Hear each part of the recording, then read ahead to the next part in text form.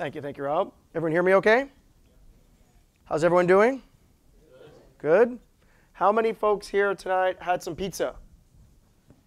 Okay, I'm just demonstrating the fact that you all can raise your hands if I ask you questions later.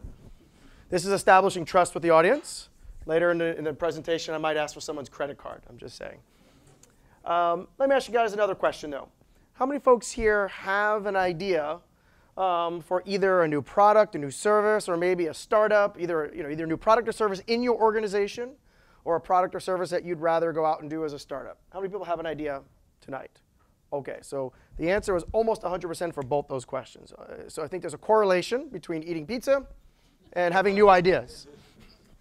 Okay, one more question, and then we'll start talking a little deeper, is how many folks in the room have heard of something called a minimum viable product?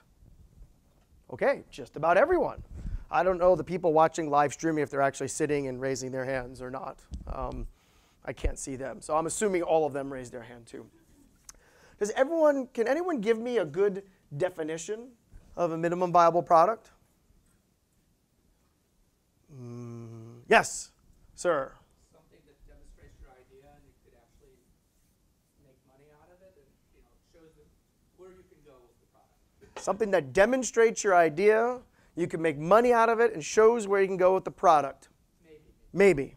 Sort of. I'll give you partial credit. Okay. You earn half a slice of pizza. How about that? It's better. You earn some of the apples and grapes. Anyone else want to take a stab? Yes?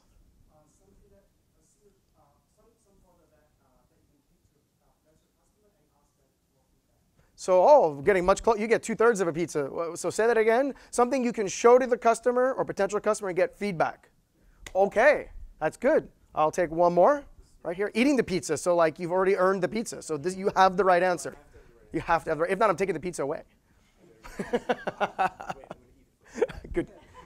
What they said, except that Hold on. What they said. That's good. There needs to be the minimal feature set that will accomplish that. So the smallest set of capabilities that will be. So what they said, but the minimum feature set that they can get the feedback on. That they can get feedback on and that the customer would consider buying. Okay. Someone else is very eager. Yes, I'll take one more. So something which would validate your most critical or important assumption, a business or technical assumption. Something that will validate your most critical business or technical assumption. Ding, ding, ding. Give him a prize. You get the pizza. That's a spot on. Because the reason why I bring this up is before we talk about the minimum viable product, I'd like to define it a little bit. Because what happens is a lot of people think minimum viable product is something here, or some people think it's something different. And you can see we had 4 people answer, and we have 4 actually different definitions. And my definition is slightly different as well. And even the people who coined the term have slightly different definitions. And what I see, though, is a lot of times people building a beta or even an actual product and calling it a minimum viable product. I get people who tell me, we're going to have an MVP done in 9 months. Like, really? 9 months? That's a really long time. Considering that like my average life cycle of an MVP should be 9 hours maybe, right? Maybe 1 business day. And I once ran, I should probably tell you a little bit about me, but I'll let that come out more in the presentation. But one of the things I've done in my career, I ran a startup accelerator. And I ran an accelerator, just the way you would think an accelerator runs. It had a batch come in, a bunch of teams came in. We took a really, really large equity slice compared to the amount of money we put in, which is awesome for the accelerator people, not so awesome for startups. And we put them through the 13 or 14-week program, had a demo day, and I had one team, and I was doing this in Hong Kong. I built Hong Kong's very first startup accelerator, and it was focused exclusively on mobile, which seems silly today, but this was like 5 years ago, before mobile was mobile. I mean, it was still mobile, but it wasn't mobile. I mean, Facebook didn't even have a mobile app at the time, right? But what happened was a team came in from Portugal, and I hope they're watching right now because they know I'm talking about them, because I said they were building the maximum viable product, right? They said it's still an MVP. And they came in from Portugal and they said, oh, we're so happy to be in Hong Kong. We hate Chinese food, and we just want to sit and code for 13 weeks. And I'm like, oh. Another company went through the accelerator, and they had an idea for a product. And it was a great idea. And instead of going and validating it, they start building it. And what's interesting is I flew a guy named John from Australia up to give people technical help in week 2 of the accelerator. And John went in and hacked them a demo. Great. Fast forward a really long period of time, like a year. And they said, we're now finally throwing out John's code. I'm like, wait a second. For a year, you've been building on top of the demo you had in week 2? I go, that's great that you have a product, but you actually didn't learn then, because by definition, you didn't change much if the underlying base part of your application. So I try to challenge people to do MVPs without even having a computer. So I didn't give you my definition of an MVP. I'm not going to type it down. Actually, yeah, I'm going to tell you my definition of MVP. An MVP is an experiment that you run in order to measure, as you said over there, to measure, well, not measure, to test an assumption. But what you need to do is measure a user's behavior and learn from it. So some critical things that need to go into an MVP. First of all, you need an assumption. And the assumption can't be, people want my product.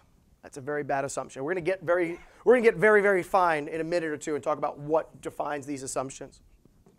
But at the same time, if you're not measuring a behavior, you're not actually building an MVP. You're just fooling yourself. You're building a beta. And you'll be like, oh, let me see if people want to play with my thing. And even today, I'm just working on a quick little side project with 2 friends. And I have pretty much a PM, and she's driving the process. And then I have a developer, and the 3 of us went to lunch. And the developer keeps talking about how we have like a simple MVP.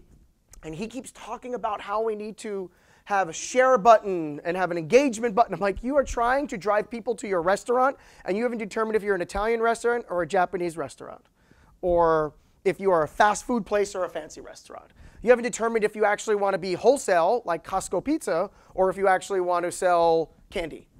Right? And why would you want to drive people there yet? Right? So an MVP isn't about growth hacking and things like that. So how many folks are familiar with the business model canvas? Okay, about maybe 30% of the room, business model canvas. So this is typically the first place people go in the modern kind of era, so to speak, of replacing a business plan. Really? I could try to pull up a nice business model canvas. I think Google has been getting in trouble with their images, so not all the images will pop up anymore. There we go. So this is what a business model canvas looks like. So I think about only 20% of the room raised their hand. This is the modern replacement for a business plan. And if you look on it, it's got 9 boxes. I'm not going to go over the 9 boxes, but I'll just take a little walk down memory lane. About 10 years ago, I was in business school, and I took a class. Anyone here get an MBA? Okay, about 10% of the room. So you guys probably share my pain. You had a semester-long class called entrepreneurship. What did you guys do in your entrepreneurship class? Maybe you went to a better school than I did. I didn't go to that good of a school, actually. I got rejected from like the bad school, so no one who went to an MBA school? You're afraid they'll take it away from you or something? Anyone here go to Stanford? Because they teach it at Stanford. Okay. It is called entrepreneurship, and the entire class is building a business plan. There's 10 sections to a business plan. Each week of your semester is a different section. Okay, some people are nodding. Hopefully the people with the MBAs are the ones that are nodding. That's a complete waste of time. All right? I'm an investor. We invested in 40 companies. I haven't read a single business plan. All right? I had one successful company tell me, we're going to do $1 million in revenue next year. How do I budget for that? She goes, can we set aside time to budget? I said, sure. I said, hey, let's do it now. She goes, you have the time? I go, yeah. She goes, okay, how do I do it? I go, so you want to do $1 million in revenue next year? She goes, yeah. I go, take $1 million divided by 12. Right? I mean, it's a startup. Like, if you're going to hit the million, it's probably going to be like, backloaded. But I mean, budget for it that way. So I'm not saying you shouldn't plan. I'm just saying that the tools that we have today for planning are geared towards big businesses. And that is the big challenge that startups face. Steve Blank down at Stanford says a startup is not a small version of a big company. Right? So a lot of people think a startup is a small version of a big company. In essence, it's an experiment searching for a business plan, which potentially can morph itself into a company. So that's why when I meet 3 people in a Starbucks and they have an idea, and one person's a CFO, one person's a CEO, one person's a CTO, and I say, erase all those titles. You're all just startup entrepreneurs, right? Figure it out, right? Don't go in and do that. And by consequence, there's no reason to go in the experimental phase to come up with this big business plan, 30 pages. And the reason for that is, one, if you're going to tell me a month 36 how much money you're spending on toilet paper, I'd like you to come run the finances at my house, but I don't think a startup can predict what they're going to spend in year 3 on anything, whether it's marketing, whether it's office supplies, whether it's toilet paper. So that said, is a bunch of people got together, and this is the first attempt. There's multiple different generations of this. It's called the Business Model Canvas. And what it has you do is fill out some key things that give you some critical thinking. And you can use this as a tool. Don't be a slave to the tool, because you'll see one of the categories is customer segments. Customer segments, can anyone tell me what a customer segment is? Or give me an example of a customer segment? You answered already, and you're periscoping. Hi, Mom. But I will let you answer since no one else raised their hand. What's a customer segment?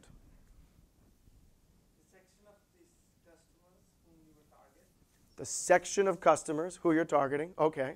Sounds like you've read up on this stuff. Got it.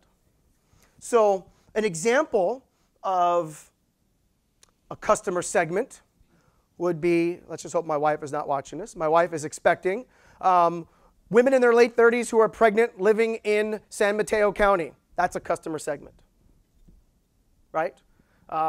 Teenage girls between 13 and 20. That's a customer segment, right? Customer segments, as you described, are sections of a customer population.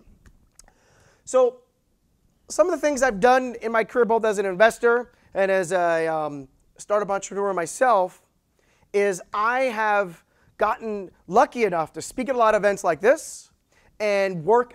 I ran my own accelerator, but because I ran my own accelerator, lots of other accelerators brought me in to meet their batches.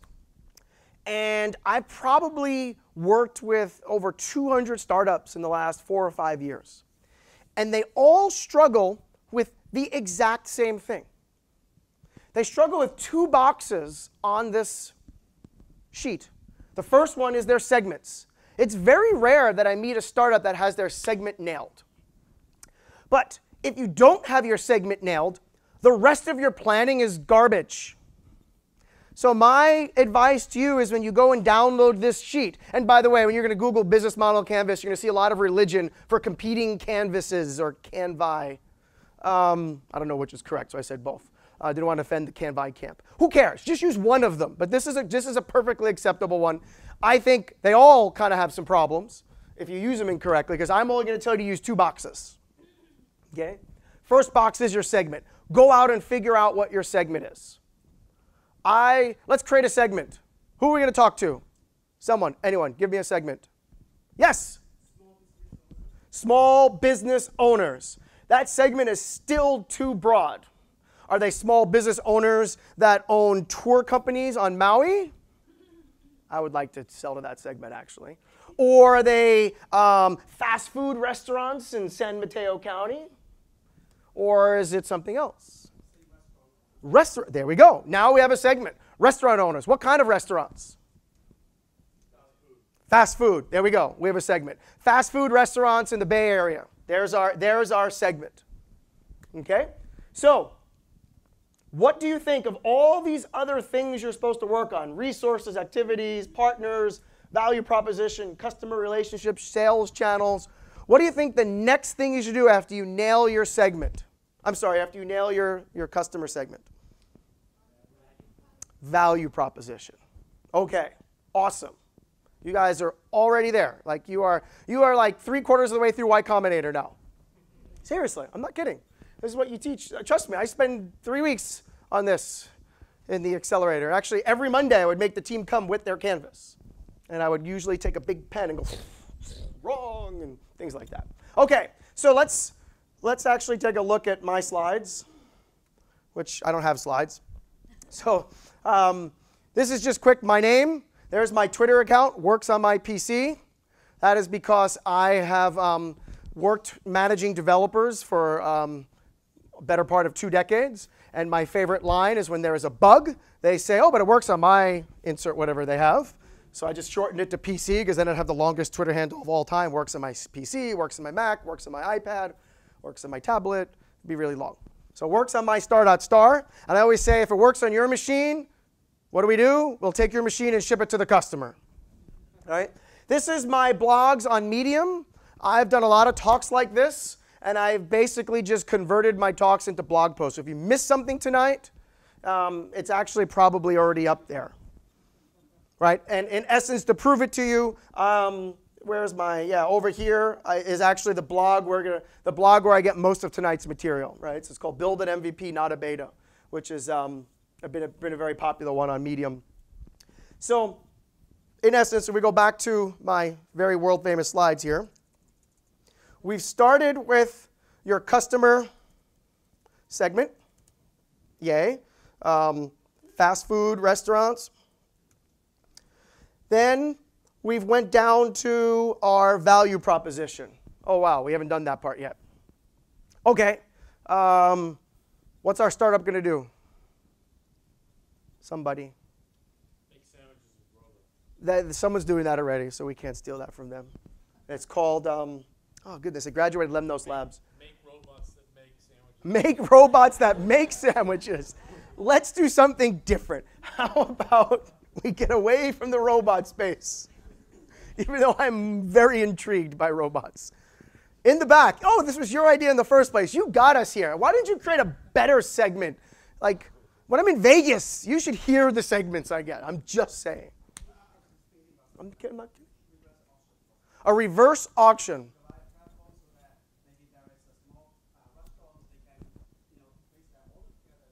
So ordering, people, I don't know, I'm from the East Coast. I'm from New York City originally, and then I lived in Asia for 5 or 6 years, then I moved here, and I think everything here is slow. Is anyone here a transplant from the East Coast? How do you drive? Someone tell me. Come up and tell me how you drive, because my blood pressure, the doctor says, what are you doing? I go, I drive a lot. Anyway, okay, so I think things are slow in California, so people ordering, maybe some price aggregation, great. We have our value prop. It actually doesn't matter. We're just going to say value prop. And we'll just say it has something to do with ordering. Great. Okay, so what next? What do we do? No one knows. We go see an MVP talk. Activities. Sort of, yeah. What else? Someone said something in over here? Key what? Partners. No, we don't care about partners at this point. Remember, I only tell you to fill out this box and this box. That's the Steve's canvas. In the back. Custom. No other boxes. We're done. We're done with these boxes. They don't exist. Someone up here had a point? Was it? No. Do we relate it to the segment? There we go. We make sure that our segment, that the value proposition is applicable to the segment. That's our first key assumption.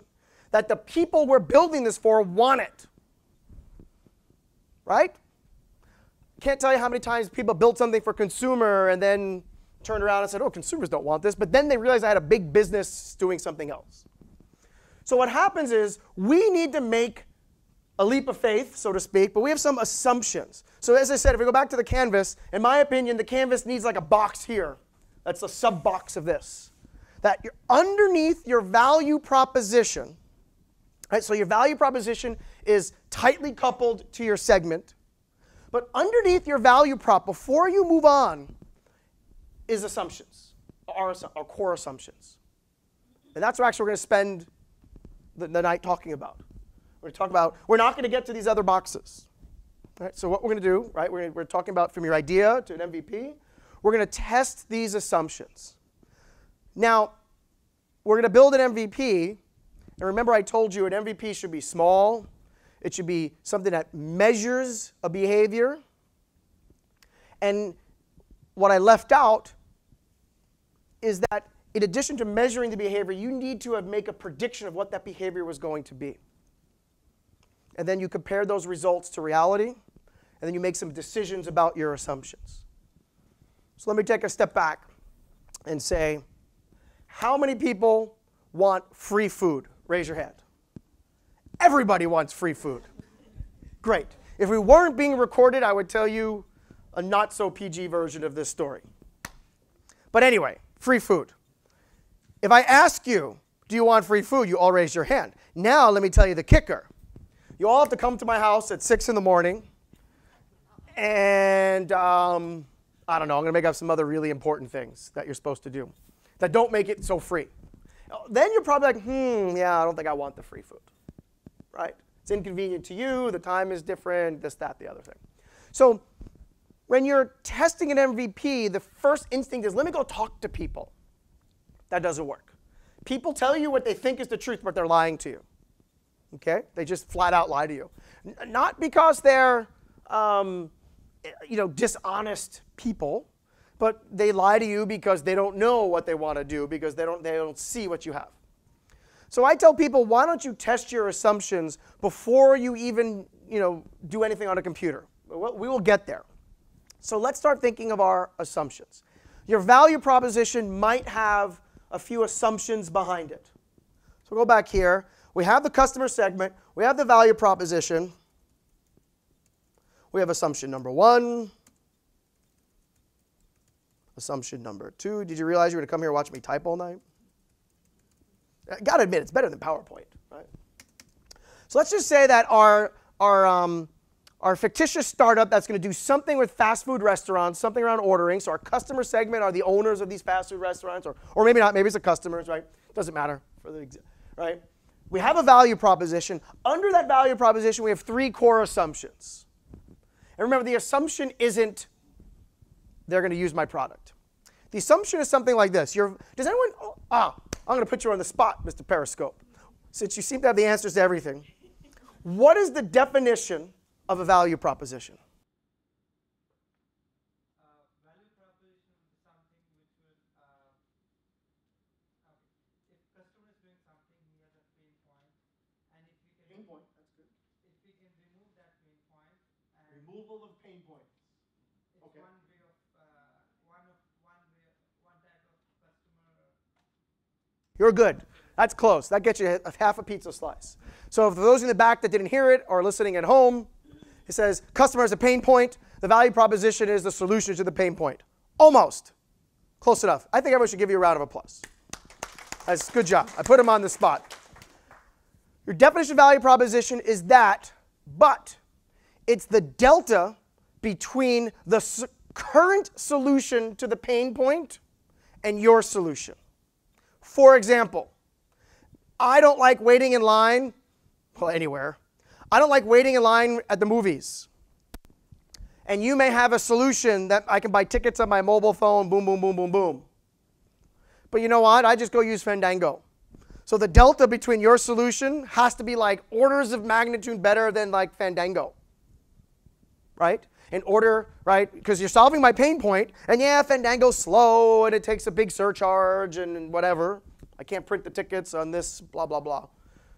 But the definition of a value proposition is the delta, the difference between the current solution to the problem, the current alternative they have to your solution. So I think that's one example.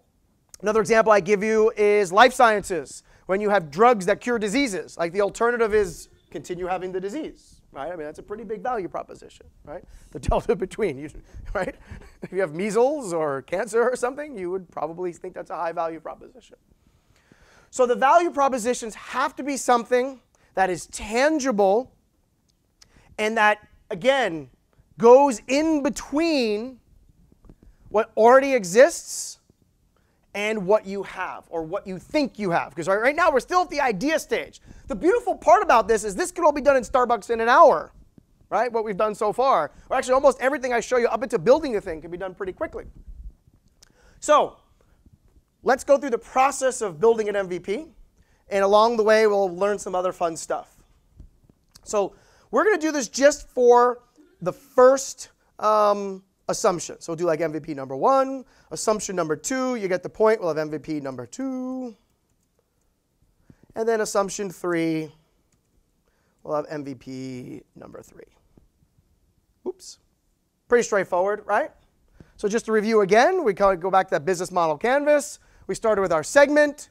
Our segment is tightly coupled to our value proposition. Underneath that value proposition are going to have anywhere between 1 and some number larger than 1 assumptions. Those assumptions are critical pain points to a potential customer base, your segment, and there always is a solution. Even if it's a life-curing drug, there's an alternative, right? The alternative is death. If your life, like a good example is I like to go to Starbucks, and if you told me that I could materialize Starbucks using my phone like they do in Star Trek, I would say, awesome. The differential, right, the delta between going to startups, you can see I work with startups. Actually, startups and Starbucks are tightly coupled. They should be taking equity. There should be like, soon you're going to see the Starbucks Accelerator program, I'm sure. But you can go to Starbucks and wait in a long queue, long line, pay your $12 million for an over-expensive, or I can just get it on my phone. But they said, oh, but your phone is going to cost $12 million. Well, I'll stick with the alternative. I'll just happily go use the Starbucks app and take it from there. Okay, so we have our assumptions, tangible delta between an existing solution to a problem and your solution to the problem. I hate when entrepreneurs come up to me and say, I have a solution to a big problem. And then I ask them, well, what are people doing today? Right? That's the number one thing you have to ask yourself, is you've identified a problem, you've got a creative solution, but think about the customer. Always come back to the customer. Put yourself in their shoes, in their seat, in whatever it is, and find out what they're doing today and why. And that will make it better. Okay, everyone follow so far? Good? Okay, so how do we build an MVP? Anyone want to take a stab? Not like open up a text editor like Sublime Text. Okay. Remember I said an MVP has a critical function. It was something that had to measure a behavior. So if you're measuring a behavior, what exactly are you going to measure? What? A survey. What did I tell you about customers? It starts with an L. Liars. All customers lie. Let's all say that. All customers lie. One more time. All customers lie. Awesome. Okay. I wonder if like people at home are watching it like weird time zones or in their cube somewhere and they're screaming, all customers lie. Oh, wait, I'm at work. Okay. You know they say the customer's always right? Yeah, it's BS. Right? Because you're building a product. You're building something. The customer isn't right. I mean, the customer is right because ultimately the customer's behavior is right, not what the customer actually says.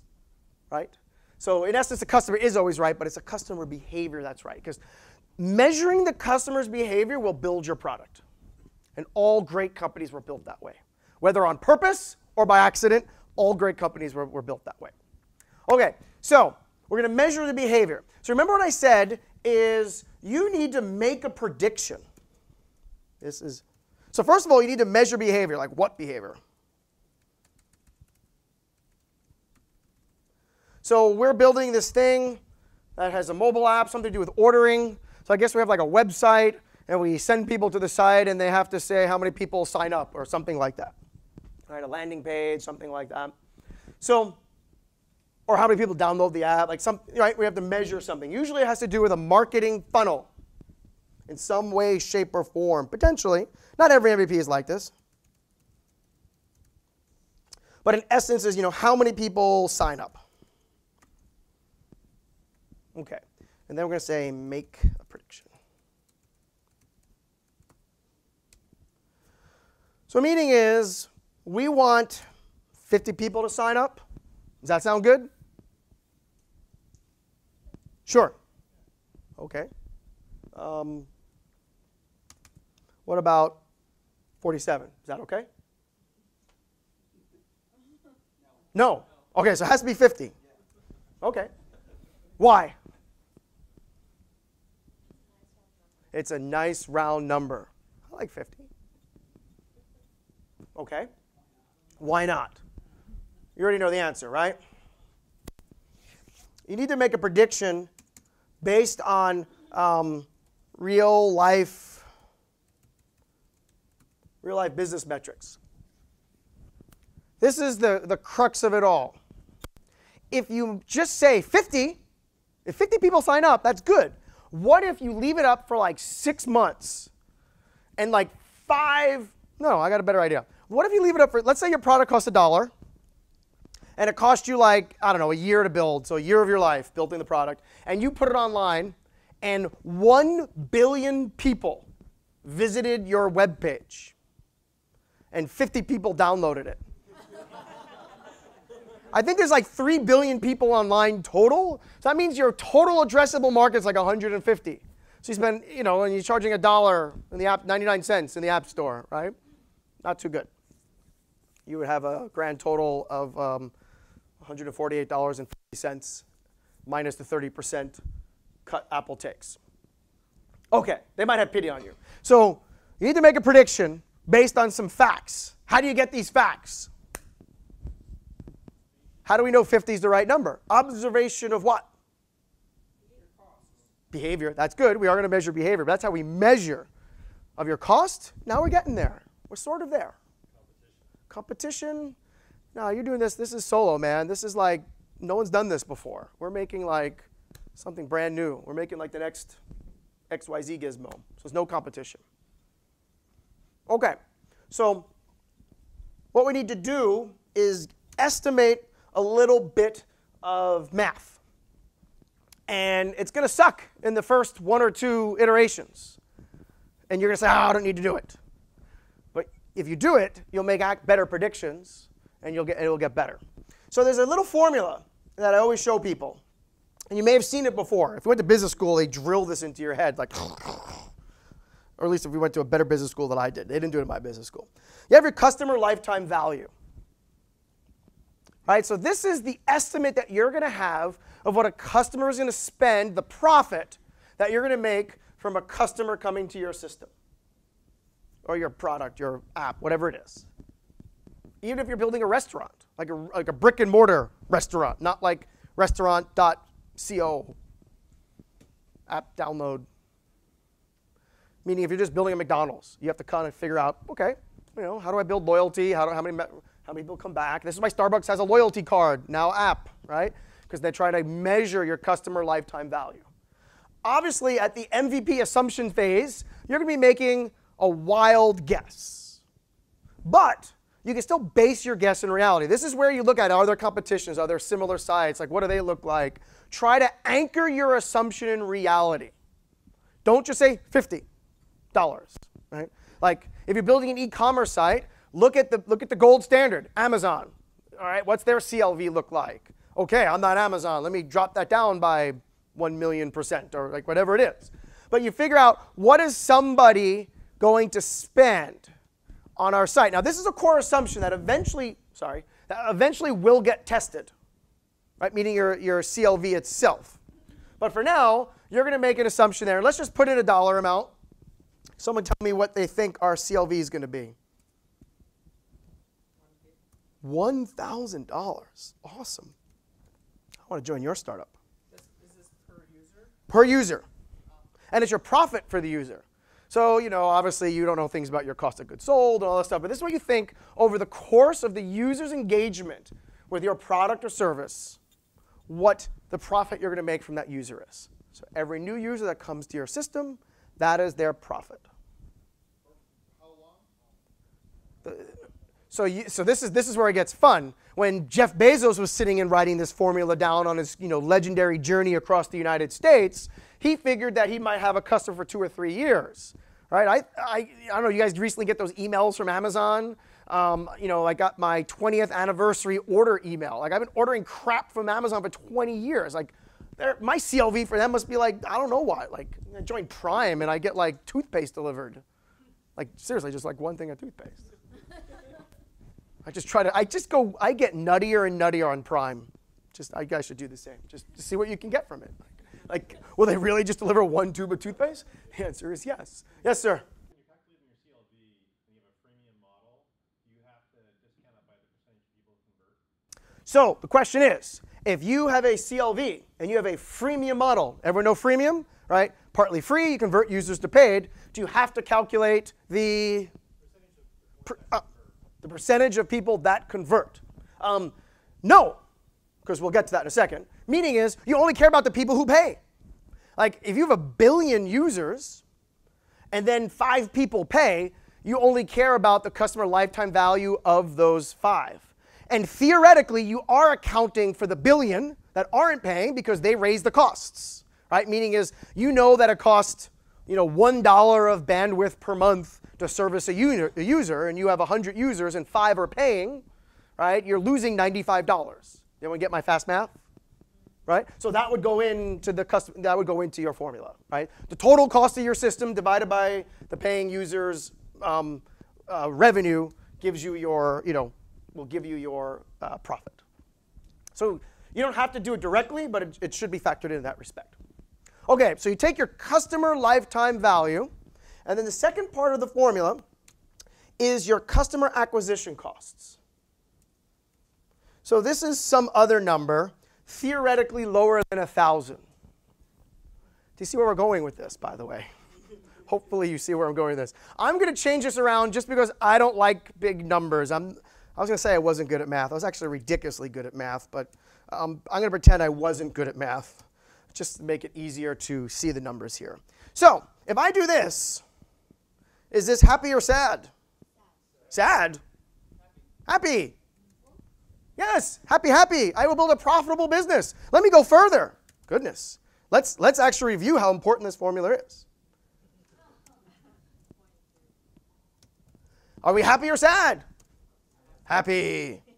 Hold on.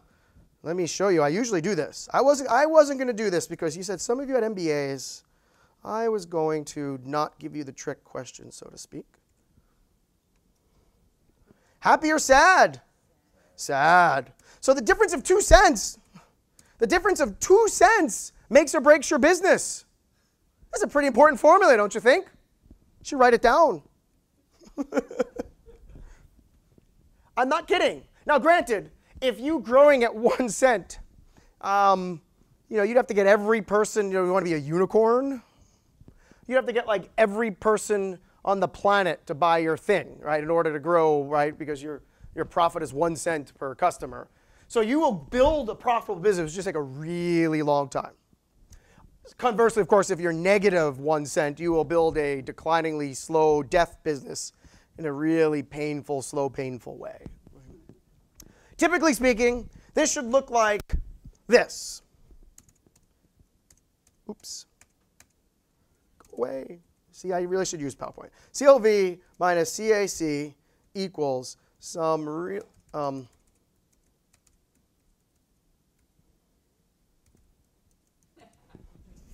You need a really big number. Okay?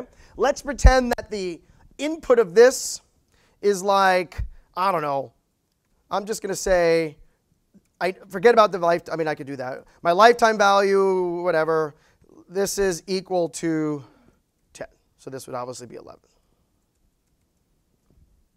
Just to fast forward to later, if you were pitching for a Series A, and you actually have this number, this formula nailed with real data over the course of like 2 or 3 years, or even it's just a course of 2 or 3 months, and you're an investor and you say, well, I'm going to go raise, I don't know, what was the latest crazy, you all think it's crazy, but it's not. It's actually pretty genius. What was the latest crazy round? BuzzFeed today raised $200 million, right? They probably told, and NBC was the investor, they probably told NBC, we're going to spend $100 million on customer acquisition. NBC sees this and says, input 100 million, output 1 billion. Obviously, the numbers probably don't scale the same way, but don't laugh. That's actually true. Meaning is, if you have your customer acquisition costs nailed, right, and you've got this formula proven to work, and you go and you raise venture capital and you say, I'm going to set aside 10 million of this round for customer acquisition, and we think our acquisition costs will go down because we're going to have economies of scale and our buying power, right? And we're going to start squeezing them and getting that to go up, you now have the investor's attention, right? when I have people come in and pitch me and they're talking about this, I always say, well, how can you get this lower and get this higher, right? That's what the pressure that's going to be put on them by their board, by their investors, right? So very important formula. We all agree? Okay. So that's the good news. The bad news is the formula is very hard to do in the early stage. Like we have nothing. We have an idea about restaurants and an app that does something with ordering. And it's freemium, because someone brought up freemium. So we need to convert people from free to paid. So that's what our MVP needs to address. So let's take a step back and just review, because I don't want to send any of you to sleep here. But what happens is we have our assumption, okay, because we're kind of getting through this now. We're almost there. We have our assumption that, remember, tied to our value prop, which was tightly coupled to our customer segment. That assumption, just the first assumption number one here, we're doing a test, right? We're measuring a behavior. We've kind of worked this number the best we can, and we figured if we go to Google and buy AdWords, and we spend, $100 on AdWords, okay? In order to get our acquisition cost to like $1, like we need a 4% conversion. Follow my math, right? So we don't need 50. Remember we said 50 was great? Like who cares what the number is? You could do this test with $1,000 or with $1 million, right? So what happens is we've determined that we want a 4% conversion rate on our marketing campaign, because if we do this at scale, if we've run our numbers, it would make us wildly profitable. So let's test it with $100, right? Let's test it with a small amount of money. Does that seem to make sense? So that's our prediction. That's the behavior we're also going to measure, right? Like, are people doing something? And you're predicting that 4% of the people will do what you want. Yes? I made it up. But in reality, you won't make it up. Meaning is you do the math here, and you say, in order to build a profitable business, okay, we're going to need this many customers. In order to get to this many customers, we need this much marketing spend. And that marketing spend is some big number. And then you start saying, we're going to get a lot of people looking at our campaign, our ad campaign. And of that ad, so I have $1 million to spend. It's a perfect example. Let's just pretend my customer lifetime value was $1. And you wanted to make $50, because we wanted 50. And you had $1 million to spend to get to that 50. You would say that 50 divided by 1 million would be a really, really small percent. That would be the conversion number you would need to earn $50. Obviously, you would be crazy to want to make $50 off $1 million of marketing spend, but you follow my logic, right? Yeah. It'd be more it would be like, if you want to earn $10 per customer, and in essence, you would have maybe 10,000 total people come and 4% convert, and then you would have the $10 times those 4, something like that. Does everyone understand? Right? I went through that very fast just because the number is going to be a number you're going to make up that's grounded in some reality. That's why you had the question, because it is a little loosey-goosey in this early stage. Meaning this number comes from the formula, but your formula isn't perfect. Okay, so this would be your conversion rate, right? So this is like the number of people who download the app or install the app or whatever it is, right? So this is your conversion rate. Okay, so results. Remember, you measure the results. Yay. So I'm going to tell you, having done this many times, having watched people do it, you really have one of 3 things. There's no real difference. So you're looking for a 4% conversion. You're either going to get like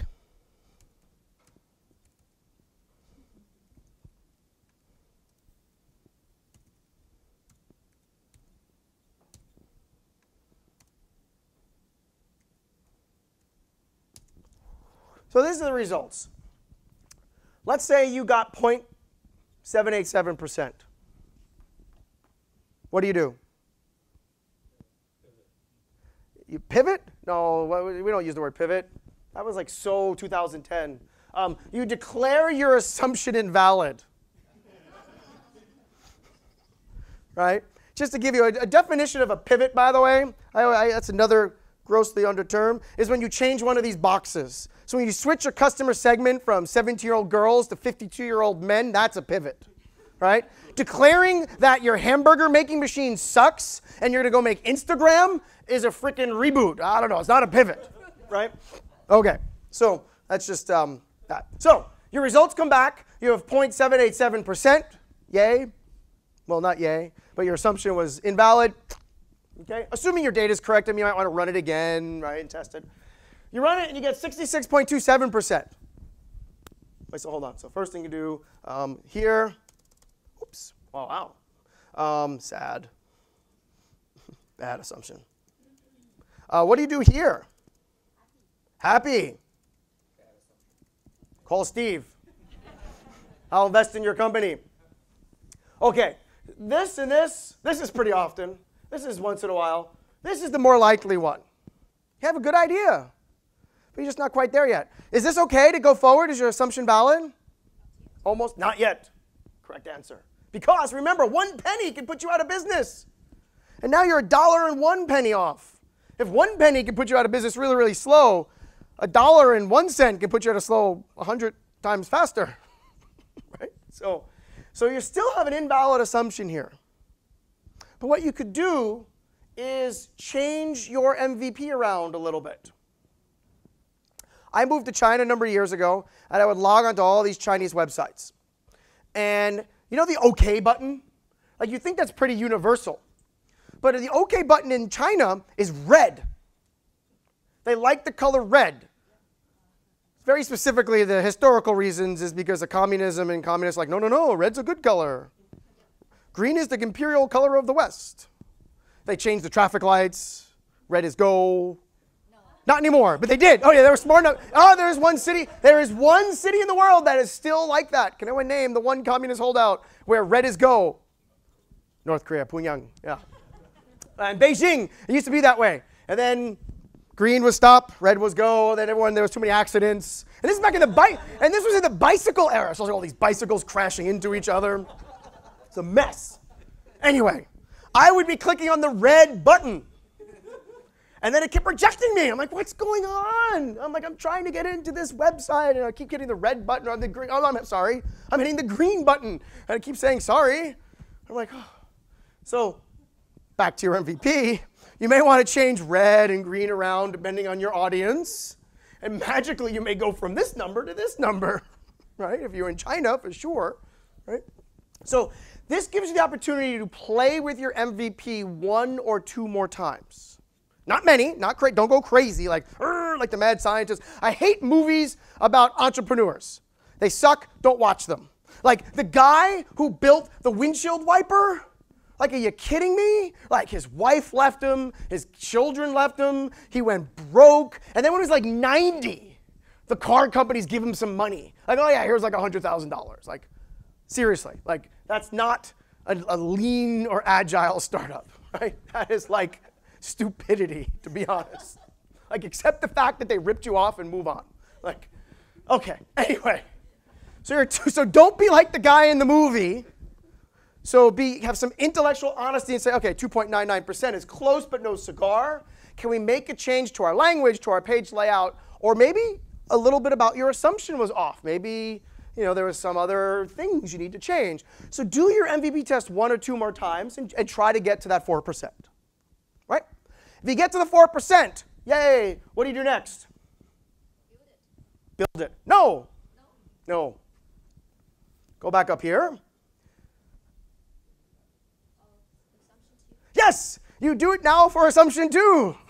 And here's the best part. Once you get your data back from assumption 1, usually assumption 2 is like, oh crap, yeah, scratch assumption 2, right? You've learned something, right? You've measured a user's behavior, and you've now learned from it, so you're probably going to go back and rethink some of these assumptions. So what you probably will do is, now that your assumption has been validated, is go back to your business model canvas and start thinking about your value prop and your customer segment. And start asking yourself the questions. Well, if we expanded our segment to not just fast food restaurants, but like these hybrid, like In-N-Out Burger. I think In-N-Out Burger is not fast food. My wife swears it's fast food. I swear it's fine dining. Um, she says to me, like, where do you want to go for your birthday? I'm like, yeah, burger. Right? And also, as my wife is pregnant, and she like eats like a rabbit, like the all that healthy food. And like, this is our first kid, and she is eating so much junk food. She goes, it's definitely your kid. And I said, if I would have known this, I said, we'd have 10 kids by now. But she suggests, let's go to In-N-Out Burger. It's great. So what happens is your value prop, you start thinking of your value prop, you start thinking of the customer segment, and you may redo all your assumptions, you may not. But then you go back to potentially those second and third assumption or new assumptions, right? So, mood lighting. Look at that. I have a car, and it's got the big monitor in the car, and like when it turns like 7 p.m., it like darkens. This was like that experience. Okay, so do the same thing for MVP2. Go through that exact same process, and then you do the same thing for MVP3, and then guess what? What do you do next? Do you build the product? Get your money? Yeah, that's a good time to get money. I agree. Go try to get a seed round. But you've MVP'd enough. Now the next step, after you've went through all the assumptions you've had, make a bigger MVP that incorporates all those assumptions, right? Because you've tested just particular assumptions, right? Okay, almost done. Then we'll do Q&A. And I think we have got more than enough time for Q&A. But I do have one more lesson. Now that you've done this, how long should this process take? What? 30 days? 1 to 3 months? I heard a week. A week or two? You were hedging? You were better with a week? Yes?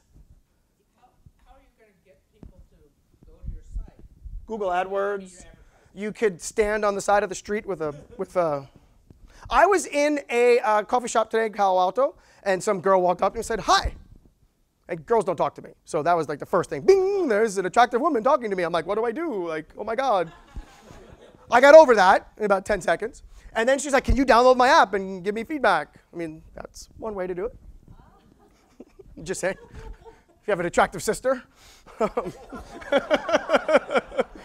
send her to a coffee shop in Palo Alto, and lots of guys will download the app. You can borrow my sister. She's not doing much these days, I guess. Okay, so that aside, there's many different ways to get that. Let's actually talk about that with a real-life example. A bunch of guys that are now based here in San Francisco. I met them in Hong Kong when they were doing this. Let me Google for it. Ever hear of the site Buffer? How we went from idea to paying customer. Yeah, that's good. Before we look at Buffer, hold on. I didn't answer. No one answered my question. Do you remember someone said 9 weeks and or 9 months, and I said 9 hours? Yeah, 9 hours is too long. What? Yeah, your first MVP. Come on. If you want to get 100 people to your site, it's very, very easy. Just, as I said, send an attractive girl to the coffee shop, buy some Google AdWords with some provocative things, and you can get people really, I'm not kidding. I'll give you another example. Why do you have to build anything at all? I had someone come to me in the accelerator and said, I still think travel is broken. Ever use TripAdvisor? Like, I'm going to Tahoe next week with my wife, and like I'm trying to find stuff, and like TripAdvisor is just like, it's just broken. Like, we fixed a lot of things with mobile and web. Like, we can presumably order food. We can order stuff from Amazon. Apparently, we've been doing that we fixed that 20 years ago. But travel is still pretty broken. Like, Expedia is painful, and now it's a monopoly about everyone else, right? So I'm still looking for some good travel startups, and they come to Hong Kong, and like, we're going to build a travel startup where you just put in 2 or 3 things. It knows you from your profile. You click a button, it tells you what to do for the day. And it gives it to you on a map, and you go from point A to point B to point C, boom, boom, boom, boom, go from here to 3 o'clock. My mom would love this. So we go, all right, we need like 2 days. Because I'm like, first they wanted 2 months, and then they're like, I'm like, how about 2 hours? And then they're like, no, we can do this in 2 days. We can code it up. We have a wicked smart, ninja coder. I'm like, yeah. I tell them, don't bring your coder to the first month of the program. I don't want your tech people. They're like, what are you talking about? How are we going to have our ninja coder type up the MVP? I said, go to the main tourist district. Get a frickin' map. Put some pinpoints on the map and hand it to people. And see if they want to use a map-based itinerary, because that's the purpose of it on the phone. And then if people say, this would be better if it was on the phone, then you're kind of onto something, right?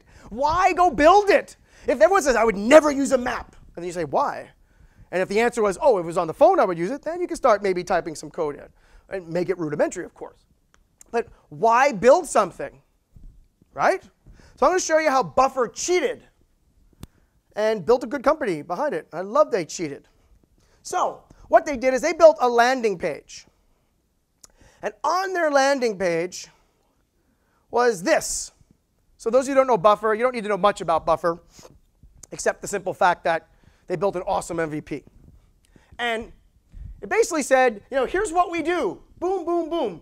Here, click here to sign up. Look, it's green. They obviously were not targeting the Chinese market. And it's ironic because Joel was in Hong Kong, and I was talking to him, and I should have told him, dude, but he wasn't testing for the Chinese market. OK, so when you click on this button, what do you expect should happen? You can sign up for the service. But this is like a bogus MVP, right? Or whatever you want to call it. We're tricking you MVP. It goes, oops, we never built Buffer. We lied to you. We just wanted to see how many people clicked that button. But think about it. They can get to that 4% by calculating three gates. They spend $100 on Google AdWords. That sends over 10,000 people. Right? The first 10,000 go away. And then how many people click on the button is your second conversion number. And then how many people actually put their, because then this text says, oh, when we're done with Buffer, we'll give it to you. So if you actually put your email in here and click that button, that's how they get down to that magic, let's say 4%. Right? It's cheating. But it's awesome cheating because they don't have to build anything. They're letting the customer's behavior, and they're measuring it. So they're measuring a customer behavior and letting that determine what to do next. So what do you think they did next? What would you do next? And no cheating and Googling the site or the blog post. MVP number 1. Well, this was MVP number 1. Valid. So what's the next assumption? People will pay for this. How much? Right. So now they did the next one. Same page. So first of all, that was funny. I was like bouncing. How long did it take him to build this? Like an hour. And how long would it take them to go get like 10,000 people to the website? Another hour. Right, so 2 hours, right? OK, so now, part 2. 8 minutes more of coding. They have the original first page. They have the original second page. Oops. They put in the middle pricing plans. I want the freebie, I'm cheap version, which I still have. Don't tell them. They're not watching this. If they are, sorry, Joel. I don't pay for your service, but I talk about it all the time. Actually, you should give me a free account, shouldn't they? Right? Then there is the $5 and the $20 version. People click on one, and then as you know what happens, boom. Yeah, we're not alive yet. Give us your email, and we will gladly take $20 a month from you when we're live. That is an MVP, everyone, right? It has all the things. It's minimal. It is something that can measure a user's behavior. They went in and started trying to make predictions about said user behavior that were grounded in the CLV minus CAC formula. They tested those metrics by using Google AdWords and having real conversion rates. And then they measured the results. And by measuring the results, they made decisions about their price. I couldn't tell you how much Buffer cost today because, as I told you, I used the freebie account. But in essence, it's probably not those numbers that were up there either, right? They let the market tell them what the market wanted, right? So they went back to their canvas and started thinking about the segments, started thinking about the value prop. Once you start getting clarity, before we wrap up, and I'll do the quick Q&A in just a second, once you get clarity around this, or maybe I'll say it differently, when do you stop? Because this is fun. It's work, but it's fun work. Like building a product kind of sucks. I mean, if you've ever built a product, it's long, it's painful, developers are cranky, they make too much money. So this is fun. When do you stop and actually start building the product? When you figure out, well, how do you know your core assumptions are figured out? differential plus. You're all right, but the way that you actually have, yes? Why do you stop doing this? Well, you stop doing it for these notions. When you add new features, you're doing it for the new features, right? But when you actually say, okay, it's time to actually build the startup. Like right now, you're still in Starbucks playing around. Remember, you've only killed 6 hours. Like the time you were here tonight, you probably could have done all of this, right? So what do you do tomorrow? More of this. But eventually, you stop doing this for the business and you build the business around it. When you start building your business around it is when you stop learning from these MVPs and you've got some traction, so to speak, right? You know, people are like talking about it, or people putting their emails in that box and stuff like that. But you are correct. You never actually stop the process of learning, which is a process called customer development. Okay, that is it. I'll just pull up back here. I think it is now time for question and answers. Seems I missed your last part about how to stop the MVP and begin to do the real work. So can you give us a little bit more? Oh, when do you stop MVPing? Well, the philosophy of continuous learning never stops. Okay. But when you actually stop doing fake web pages and build real products, when you stop learning. When the data that comes back is not new to you anymore, it's time to build the product. Typically, what's a user's patience if they do? Typically, what is the user's patience? Very, very, very small, always. So I get pushback from entrepreneurs to say, if I build an MVP, it is going to ruin my trust with the users. First of all, Buffer didn't use their trust, right? Buffer's doing just fine. But if for some reason you really think you're going to ruin your trust with the users, like GoDaddy has like domains for like $3.99, right? So just go register a domain and don't even tell anyone it's you. Okay. Hi, Steve. My name's Eric. Hello, Eric. Hi. Quick question regarding the fact that when you think of an idea, there are probably 10 more other companies or business entrepreneurs think about the same idea. How do you take? I mean, do you need to take that into account when you're determining your features to develop? So you're saying is someone has a lot of ideas. Like, no, I'm sorry. If someone has right, if someone has you're worried about in the marketplace, there's lots of other ideas out there. How would that affect your process at all? Does that affect your process? No, because you have to be faster than them. You have to be better than them. So in essence, if 10 people have the exact same idea at the exact same time, only one of them will probably be the next Facebook, right? Because MySpace, all the other guys, boom, boom, boom, Google Plus, I mean, everyone else died, right? It's your ability to execute and your ability to go through this process and then execute once it's over, right? Is going to determine the difference. So don't worry about the other people too much. I mean, obviously keep an eye out on them. Like if they're like way, way ahead of you, it might be a sign, but okay. Next question. So are there any other ideas to do MVP? Like other than a fake page or something? Are there any other ideas to do an MVP besides a fake page or a map in the street? Okay, yeah. Right? There's tons of them. You know, I think in the Lean Startup book, they talk about their MVP where they were doing, I forget exactly what it was. I'm gonna get this not 100% correct, but it was a website where you put in like foods that you like, and recipes will come back, and then you can click on it, and then like Safeway will deliver those things to your house, or Whole Foods, or whatever, right? And when they did that, they said, we're gonna have an algorithm, and the algorithm's gonna analyze your ingredients, and professional nutritionist people will figure it out, and then we will have deals with supermarkets, and the supermarkets will deliver. They had none of that. They had an MVP. So what they did is people put it on the website, they asked like their wives, then they went shopping themselves and went to the person's house, right? That's an MVP. It takes a little more than an hour, but you'd be surprised how many of those you could do in a day, right? So a fake web page is an easy way, but not every product will have that. If you're building a piece of hardware, your MVP will obviously have to be a prototype. It might take you a few days to get through it. But again, it's got to measure that behavior, right? Thank you. Cool.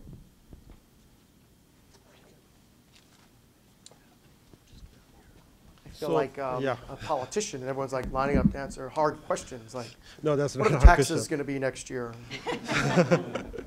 I'm going to lower taxes, just to let you know. Okay, thank you. But I'm going to implement the bad MVP tax. Okay, that was the only question I had, so I'm going back. So you showed a fake page, and user may end up show interest with the product based on the description on the page. So, what if the company doesn't end up develop the product, or may not develop the product as good as they are defining in the page? So meaning is your actual product is worse than your MVP? Yeah. Then, I mean, then you should start a consulting business that just builds MVPs for people. That actually goes back to, in all seriousness, it goes back to the question the gentleman in the back had about 2 questions ago, which was, there's a million ideas out there, and I said it's a combination of your ability to go through this process that we just talked about over the last hour, right? Very disciplined, right? Because most of you walked in the room thinking an MVP, you could just make up numbers. 50, yeah, right? And now we've realized, no, there's actual math and science behind it. So that's the first step. But then the second step is actually the ability to execute, is actually stop MVPing and actually execute. And some people can't do that. I've seen startups that are just like years later, they're still MVPing and like money's coming in. I'm like, guys, people are paying you. That might be a sign. But, no, we need to figure out product market fit. You said MVP is fun. I mean, MVP is fun. MVP is fun. It's actually not fun. And product it's developing fun for me to watch you do it. Okay. Because for you, it sucks because remember the numbers. Usually your MVP comes up to like 0.78% when you're looking for 4. And yeah, that usually is very sad because you're like, I really, really, really wanted to build this, right? So, but the reason why I say it's fun is because it's a process of discovery, right? Discovery is almost always a lot of fun. I have another question. No one else is behind you. Yeah. Yeah. The other guy asked you a question like, what are the other guy's question? What? No, not the question. What are other ways to do the MVP? Or what are the cheapest ways to do MVP actually? I mean, So I'll tell you real quickly. Yeah. The cheapest way to make an MVP, if you have some kind of mobile app, what do you think you need to do? Do you need to go like learn fancy old Swift? No. Is that the latest that Tim Cook is saying? Learn Swift. And if you're in Java land, you're doing Android, make a mobile responsive design web page, right? And then come up to me in a coffee shop. And then that gets onto my phone. Like today, my friend gave me an MVP, and it was an MVP legitimately, because it had 2 buttons, right? But it took me like an hour to get it installed. I had to go to Facebook and allow permissions. I had to download Test Flight. And then he had to send me a message, which I thought was spam. It really looked like spam from Apple. It goes, an iTunes user has sent you a message. I'm like, seriously? It's phishing, right? Like, put in your blood type and your mother's maiden name, right? And like, I had to go do that, unfish it, right? And then get it. I mean, it took like 45 minutes to get this, Swift app on my computer. So simple, cheap ways. You're building most likely your products will be some kind of mobile app. Build an HTML5 JavaScript like responsive website that when you load it onto the phone, the URL, it looks like a web app. I'm sorry, it looks like a mobile app. And then have a couple buttons. His app had 2 buttons. Like you went through this whole process to build this native app for 2 buttons to test the user behavior, right? And measure the result. So he had, of course, 5 reasons why he needed to do it native, which they always have 5. Hang on, Stuart. Your job is to talk them out of it. Like, no, Steve said. Okay, everybody. Everybody. Oh, you can ask them. I'm good. I'm going to ask them. I have I an could chill out. MVP. YouMike.me. You, hold on. Let me write it down. You. The letter U. You. Mike. M-I-C. Dot. Me. Me. Do it in the browser. Yeah, do it in a browser. This is not copyright infringement, pornography, or anything like that. Actually, I don't care. No, we already did it at Angel Hack. It's not copyright. YouMike.me. Make your voice heard. Yes. Yeah, there's a little menu up in the upper left-hand corner. That is not a menu. That is a hamburger. That's a hamburger. Well, Join yeah. a meeting? Yeah. Well, why don't you just go about us? Obviously, we need a little work here. Boom. But I see where you're going. Everyone here could have voted on the session, right? Which is brilliant. Exactly right. Already deleted? What? How could you delete it? It's not an app. Well, I got your data point already. I'll go check the logs when I get home. No, this is a good example of an MVP that's obviously went through an iteration or two, right? You've obviously went further along, but you're basically saying, will a speaker, so like let's hack this, right? First is, will a speaker give this to the people? So I would have had to have given you this before the presentation started, right? No, just before the Q&A session. Or before the Q&A session. So first of all, you have to give it to the speaker and convince them that they want this feedback. Second, the speaker has to remember, because I've actually been approached with a few of these in the past and promised to do it, and they started with QR codes. I just forgot to do it. And then I see them in the back, and I'm like, oh. Third, the audience is going to type in umike.me on their phone. There's an assumption that there's actually reliable Wi-Fi or mobile connectivity. Then there's assumptions that people care enough to vote, and that this metric, which is yes, no, maybe, I'm going to say this was a green for sure. Scroll down a little bit. Scroll down a little bit. Look at that. 71% were happy in our fictitious survey. Undefined. Oh, no. Some people.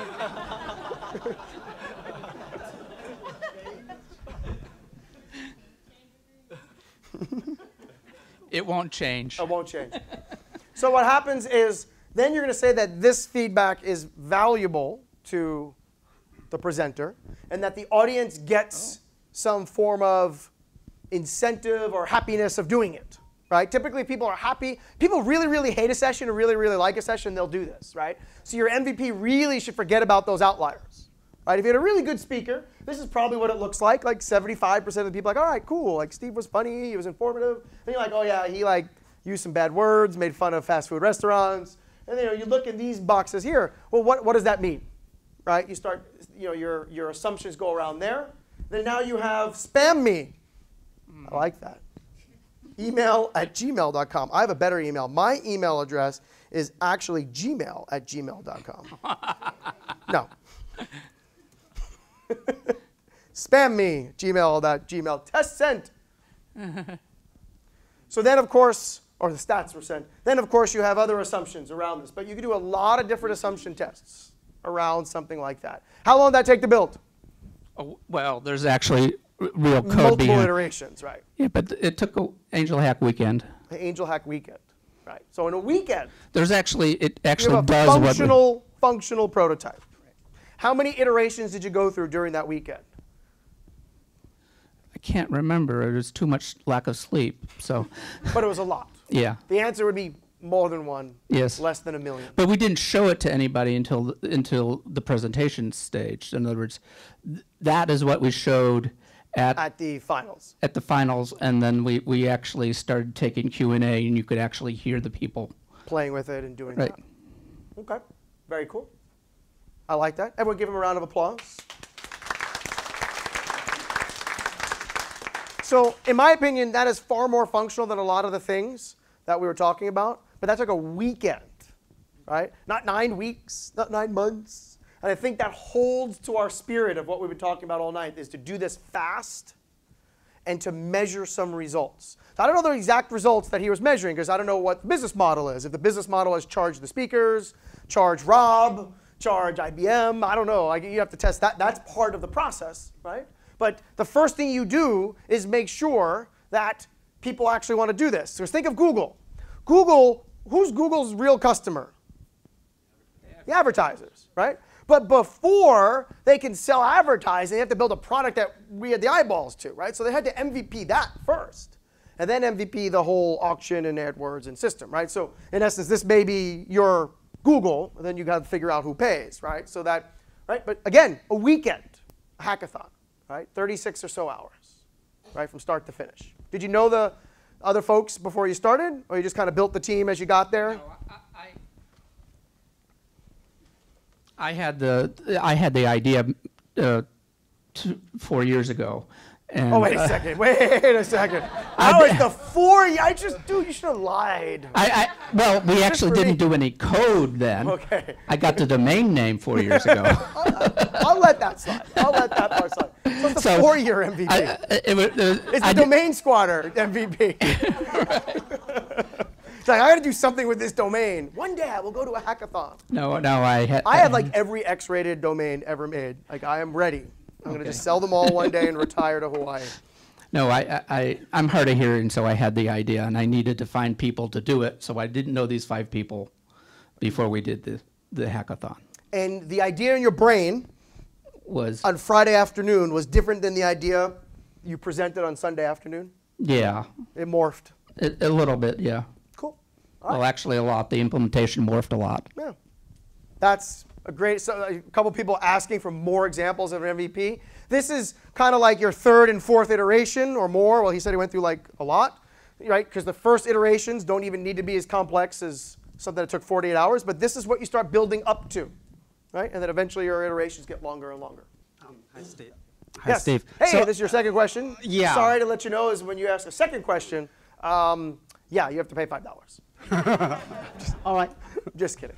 Okay, so I was thinking willing to about pay, an example, like company like Facebook or Google. They actually improvements upon existing services, and in those cases, the difference may be better results, than say Yahoo or Excite at Home or versus Facebook versus Excited MySpace. Home, you are dating yourself, dude. So Excited Home. how in those cases how do you build an MVP, because the service is already there, like there are existing services, but you already. So you're saying that Facebook should never have gotten started because Yahoo and Excite already existed? No, I was saying that in those cases, how do you do MVP? Like, for example, you already say we already see MySpace, okay, and then say like someone's going to build Facebook. How does he validate the idea that a better MySpace is needed? So that's a better example. First we had Friendster, and then we had MySpace, then we had Facebook, right? I actually resisted. So one of my friends was like more or less the founder of Friendster. So he kind of invented social networking. And then I was on Friendster. I was all in. Then there was the architecture. Sorry, Ian. Architecture was sucky. Again, he's on vacation in London. There's no way he's watching this. Yeah, the architecture was sucky. It kept crashing. So we all moved to MySpace. And then I was like, all right, fine. I moved to MySpace and a lot of friends on MySpace. And then Facebook came. And I resisted it for a while. I'm like, oh, we're just going to skip. I said, I'm going to skip the Facebook and go to the 4th one. That didn't work out for me. Then I was like a late whole, like my dad sent me a friend request. I'm like, oh shit, I got to join Facebook. So why did Facebook exist? Let's not talk about how Facebook grew to be, but like what motivated Mark Zuckerberg? The delta between the problem and his solution was big. MySpace allowed you to have one photo on your website and music. That's it. Facebook, unlimited photos, unlimited music. Videos, I don't think just in the very beginning, but you could put all these photos and music. One feature differentiated the two. If you've ever hung out with software architects, and when they tell you the system is architected that way, that means it's going to take a really long time because they built a database and they put it in the table, one picture, one thing, and it's going to take forever to re-architect. And there's actually white papers written how MySpace was trying to re-architect to deal with the demand, add more pictures, and by that point, Facebook already had a runaway success. So there was a pain point. It was guys looking at girls' pictures, and there was only one. And the girls were like, well, I look better in that picture, but I can only choose this picture. And then there were musicians that were like, well, we want to put photos of our show, and then we want to put music from the show, but then we're going on tour.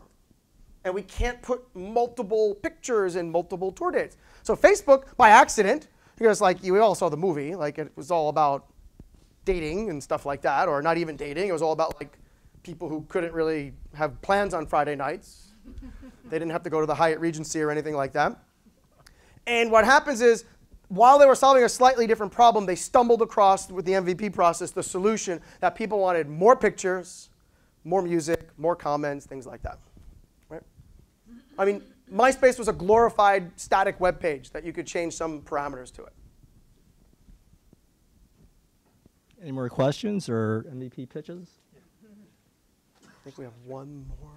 Hi, Steven. This is Z here. Hi, Z. Yeah, so my question is, in the case where you mentioned MVP, it's starting from the customer segment, right? Yes. So what if the product in my mind actually involves multiple kinds of participants? So multiple segments. So just imagine like draw a line. Mm-hmm. Put Segment 1. So does that mean that I need to do MVP Yes. for each segment? Yes. So what you're describing is a classic two-sided marketplace. Can someone give me an example of a two-sided marketplace? Google. Yes. Uber. Yes. But that's assuming you can choose your driver. They choose. That's a 1.5-sided marketplace because the driver is chosen for you. Airbnb, perfect example. Online dating, another example, right? Two-sided marketplace. Right. So your Airbnb, you have to make sure you have a value prop for the producer and a value prop for the consumer. Okay. Right? So I have seen there's these tools out there where you can build these canvases, Canva, whatever, and you can color code them. That gets very complicated. Just make 2 canvases. Whatever it is that makes it super simple. Okay. Right? So one other thing with a two-sided marketplace and what you're describing, like in the modern economy now, this is getting a little harder because everything seems to be a two-sided marketplace, like aggregation theory in effect. So what happens is, remember, what's the most important side of your two-sided marketplace? The one that's paying. No. It's not the one that's paying. In an online dating site, if you charge money, who's going to pay the money on an online dating site? This always works when I give this example for some reason. The guys. So what do you need by definition in an online dating site? Girls. Right. So like when I'm coaching a startup that's building some kind of niche online dating site, I say, go to a real dating site and scrape the girls. Then the guys will pay and get on. Right? When I say scrape, you know what I mean, right? Screen scrape the girls up the site or manually enter them. Right? So meaning is, and the reason why is because your producers have a high cost of switching. It's hard for the girl to switch because she's got to get the picture, the this, the that. It's easy for the guys to switch, right? Build it, they will come, quite literally. So YouTube, a great example. You pay close attention to the producer because their switching costs are higher.